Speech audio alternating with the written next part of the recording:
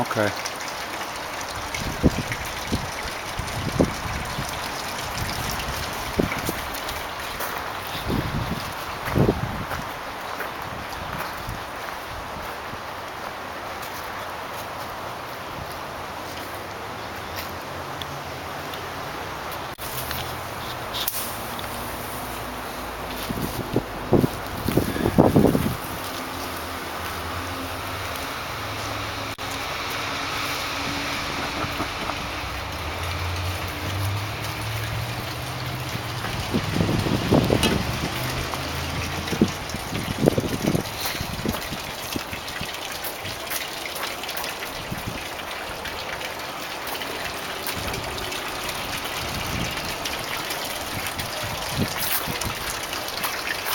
Maybe just I just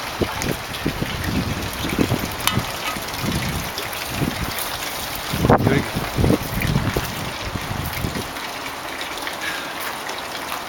when we come around, stand over here so you can see all that. Follow me.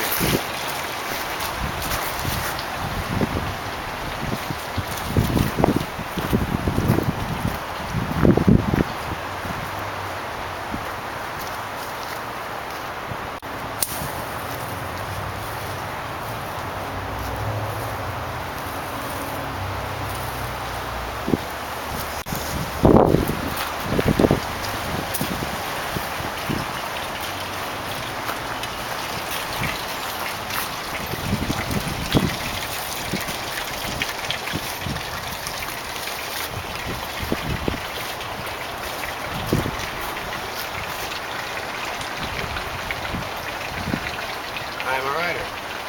I am a writer. I can. I wish. I am. I can. I wish. A writer. In the name of the Father, the Son, and the Holy Ghost. Amen. Gurdjieff speaks in what appears on the surface as a very strange and peculiar language. Language of allegory in Beelzebub's tales to his grandson. In all truth, it is language of the real world because it forces those of us who make the effort to read through it, as well as enables us to see the real world, the world as described in the Bhagavad Gita by the very name, as it is, which is another book about the real world. Beelzebub's Tales to His Grandson is a book written in a language all very well thought out and planned by Gurdjieff based on his years and years of efforts and experiences, personal experiences of self-change. Follow me.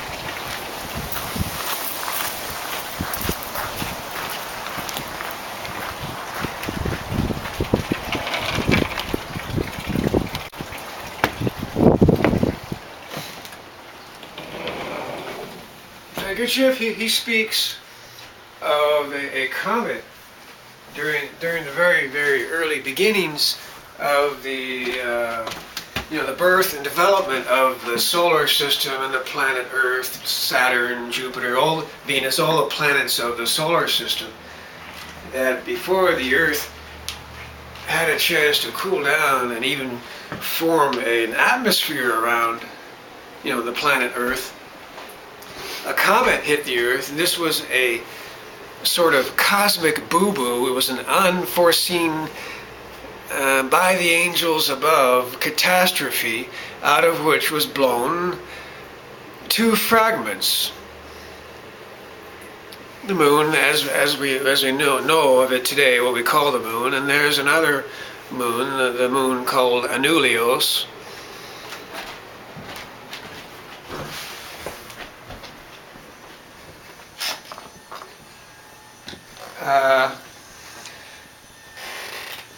And these two moons did begin to stabilize in their orbits around the Earth, but according to the law of catching up, But things were not going to remain stable unless additional measures were taken. There were what are called the word used, test two or two or whatever, nor any displacements. And so to account for that, the angels, the High Commission of Angels and Archangels, sent from above to the earth to investigate the situation, observing the planet Earth at first from the planet Mars, along with Beelzebub himself, by the way, to look at the situation and how to correct it, how to save the situation. And so there was suggested according to the investigations of these angels, there was suggested measures be taken concerning the sacred laws, law of three, law of triamena camno, law of heptapara, law of seven, to the way he said it, to deflect independently but within certain limits. And then he discusses the idea of a substance called askokin needed to be transmitted to the moon and also the second moon, the moons that were blown off.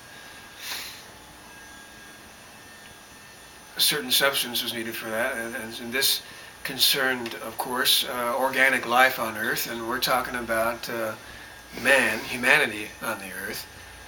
And for this substance to be transmitted through organic life and man on the Earth,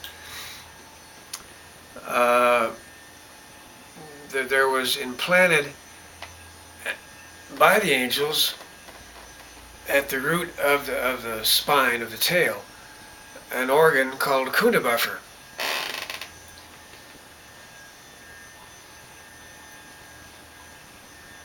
Anyway, my aim of the moment is to look at this chapter here in Beelzebub's Tales to his grandson. What is called chapter 12. Chapter 12, the first growl.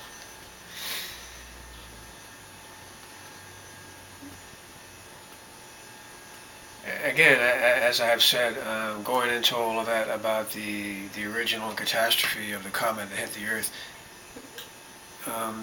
giving some description here of the language and the wording of Beelzebub's Tales to his grandson. So unaccustomed to our usual automatic, according to our nature, kind of thinking, which we pick up from the nauseating, to use the words of Gurdjieff, the nauseating filth of what is truly abnormal public education. And I was looking at this material here in chapter 12, the first growl, because I see in it, wow, as if for the first time, that there's a sort of correspondence here with what could be Joseph Smith, and his writing of the Book of Mormon and Doctrine and Covenants, but also in regard to what he says here about anathema, to use the word anathema. This story of anathema reminds me of another story which may provide very useful material for understanding the strangeness of the psyche of the three-brained beings of the planet Earth. Furthermore, it may reassure you a little and give you some hope that even if these peculiar terrestrial beings did learn how you had insulted them and should anathematize you, things might not turn out so badly for you after all. Also, we can see Rush Limbaugh in this, because Rush Limbaugh is a writer of his own books, and he is a professor of what he calls conservatism. And by socialist types, socialist so-called quote-unquote liberal types here in America, they have anathematized Rush Limbaugh for that, for being so anti-socialist, and instead professes a pursuit of, as was the original intent of the founding fathers of America, the pursuit of happiness, prosperity, freedom here in America, which we are in danger, we are truly in danger of losing. And Gurdjieff speaks of a story which sounds like the story of Rush Limbaugh, but also sounds like the story of Joseph Smith and the Mormon religion. The story I'm going to tell you is about something that happened quite recently among the three brain beings of that planet, planet Earth, and came about as follows. In one of their large communities, there existed quite peaceably an ordinary being who was by profession a writer. Joseph Smith, he was a farmer and perhaps was very unhappy with that way of life and became a writer. And as happens, according to the description of Gurdjieff, by way of pride, Joseph Smith does show every indication that he was an awakened man in a spiritual sense, although by the way of pride, and rewrote the Gospels, rewrote the Bible, what is called the Book of Mormon. It seems to be a correspondence here with that. Here you must know that in long past ages one could occasionally run across beings of that professional writer, who still invented and wrote something really by themselves, but in later times, okay, that he was talking about real writing, but then later times, especially in recent times, writers have been of the kind that only copy out all sorts of ideas from many books already in existence and fit them together to make a new book, quote unquote new. And in general, they prefer books that have reached them from their remote ancestors, like the Bible. I must point out that the books fabricated by contemporary writers, taken all together, are the principal factor in diluting the reason of all the other three brain beings there until it has become, as the Muller Nasreddin says, thinner than air. And so, my boy, the contemporary writer I was speaking was just such a writer like all the rest, and was nothing particular in himself, like Farmer Joe Smith. He was just an ordinary farmer, right?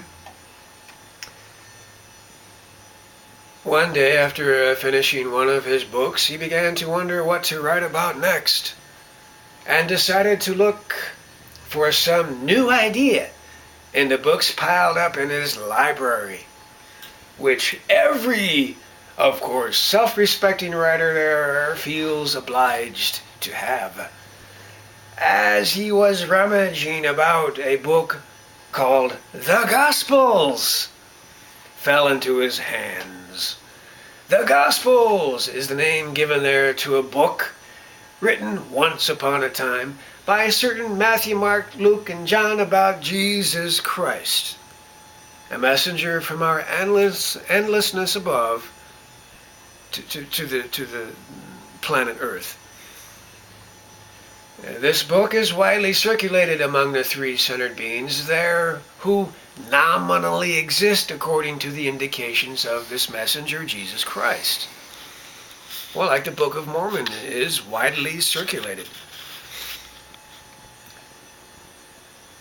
And by the way, I was baptized, me, James Wiley, I was baptized into the Mormon Church, Burbank, First Ward.